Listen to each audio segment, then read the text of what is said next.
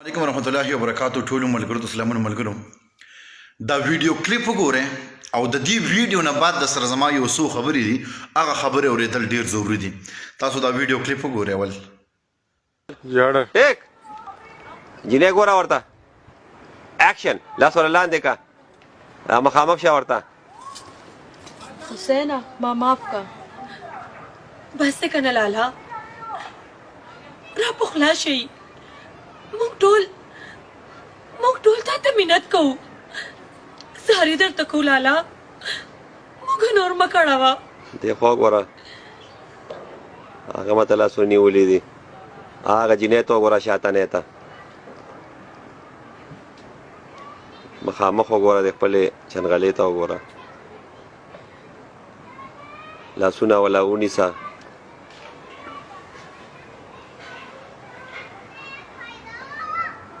ورته رغړو د جنې وی دا څنګه غاړه رول جی ریډي اکشن غاړه دره کیمرا لکه خپل جنې ته وګوره اوکې جاړه اکشن راځه غاړه جاړه جنې کیمرا درځي ښه چله اکشن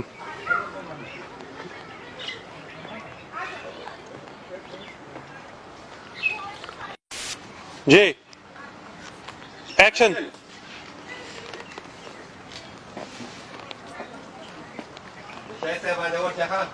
یو کلیپ تاسو کو تاسو فیصله وکړئ چې دا د خلکو ته څه ښیي دا د عوامو ته څه ښیي زه د پښتو د فلمونو والا د ډایرکټر باندې لعنت ویم په دغه کیمرامین هم لعنت ویم چې دا دلاله کیمرامیني کوي د دې نه خو بړواتوب خرې چې ته یو کې دله چې تر داسې خلکو فلمونه جوړی نن سبا هغه فلمونه دي چې د هغې نه خلک صرف او صرف غلط عبرت اخیستی شي هغه به پخوانی ډرامې وي چې ټول خاندان به راتاو شو د پښتو یو ډرامه به وکته او څه سبق او څه عبرت څه کهاني به وپکې نن سبا د پښتو په فلمونو کې صرف سیکسي جنکې وي شراب وي نشي وي تماشې وي او بدعملي وي نو نوې کول تر دغه فلمونو نه صرف یو غلط اثر په دغه سیزونو باندې په دې ځوانانو باندې غورځي د کې پی کې ګورنمنت ته هم چې تاسو به تر کومه پورې دا غلط سیزونه چلوي د کې پی کې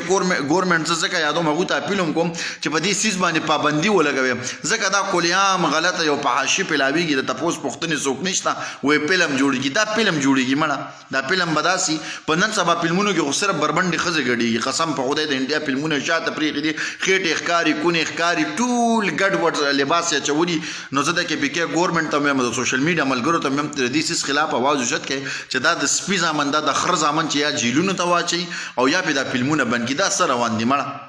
دا کومه لوبه ده لکه دا چې دا ځوانان یو ګوري کنه لکه شوقیان شته شوقیان لړ شي او دا فلم وګوري نو بیا به چې دا بوتل هم په سر راړي ډایلاګ به کوي او چرته پر دې خزه بم ډکه